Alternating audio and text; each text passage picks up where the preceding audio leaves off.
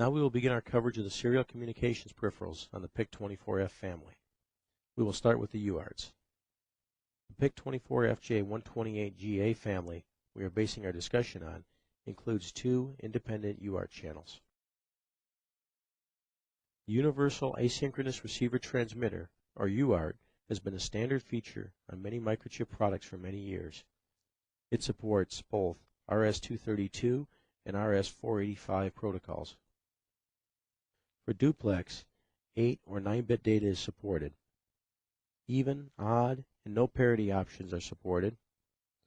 1 or 2 stop bits can be used.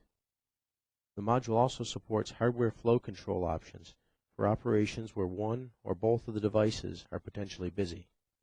A modem is one example of the type of operation that can benefit from the hardware flow control. Baud rates can be generated from 15 BPS to 1 megabps. The device includes 4 deep receive and transmit buffers.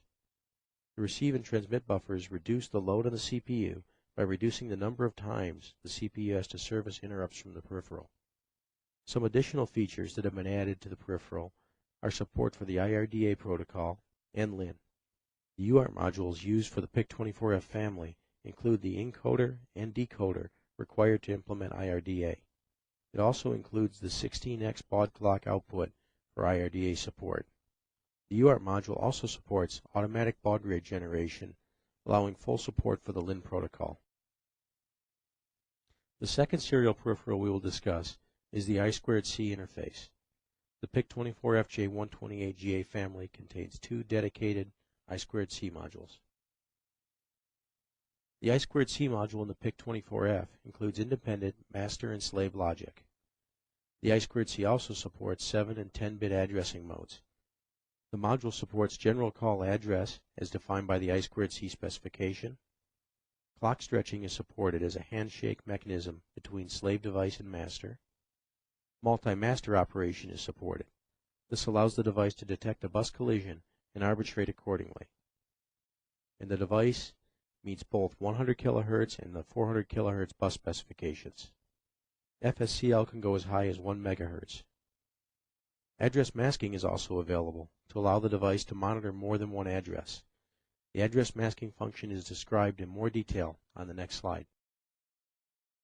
Address masking allows a single I2C module to monitor more than one address on the bus. This allows one device to respond with multiple pieces of information. For example, in one system, one I2C device may act as a temperature sensor. A second monitors the system voltage, and a third acts as the real-time clock. In the second phase of the system design, one device, our PIC24F for example, could act as a source for all 3 pieces of data. By setting the correct bits in the slave mode address mask register and enabling the address mask, one I2C module is able to respond to multiple requests for data. The bits that are set in the mask register will become don't care when the address is compared to the expected address. In the example shown here, the bits corresponding to address bits A1, A2, and A4 are set.